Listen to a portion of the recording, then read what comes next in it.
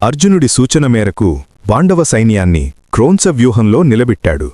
దీని ముక్కు భాగంలో ద్రుపద మహారాజు, కళ్ల స్థానంలో శిఖండి మరియు దృష్టద్యుమ్నుడు ఉండగా అర్జునుడు అత్యంత కీలకమైన స్థానంలో నిలబడి కౌరవ సైన్యంపై విరుచుకుపడడానికి సిద్ధమయ్యాడు.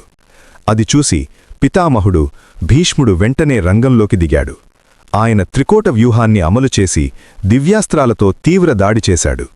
ఆ బాణాల దాడికి పాండవసేనలో అనేకమంది వీరులు పడిపోగా క్రౌంస వ్యూహం కూడా క్రమంగా చెదిరిపోవడం ప్రారంభమైంది. కౌరవ సైన్యంలోని కళింగ రాజైన శృతాయువును, అతని కుమారులను మరియు వేల సంఖ్యలో ఉన్న వారి ఏనుగుల దళాన్ని భీముడు తన గదతో నామరూపాలు లేకుండా చేశాడు.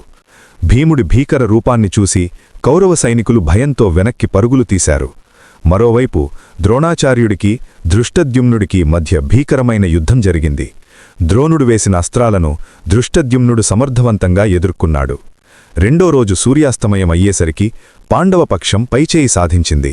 రెండో రోజు పాండవుల ధాటికి కౌరవ సైన్యం విలవిలలాడింది. కాని పరాభవాన్ని భరించలేని దుర్యోధనుడు మూడో రోజు భీష్ముణ్ణి మరింతగా రెచ్చగొడతాడు. ఆ మాటలతో ఆగ్రహించిన భీష్ముడు మూడో రోజు సృష్టించిన ఆ భయానక కాండ ఏంటి, అది తెలుసుకోవాలంటే నెక్స్ట్ ఎపిసోడ్ కోసం వెయిట్ చేయాల్సిందే.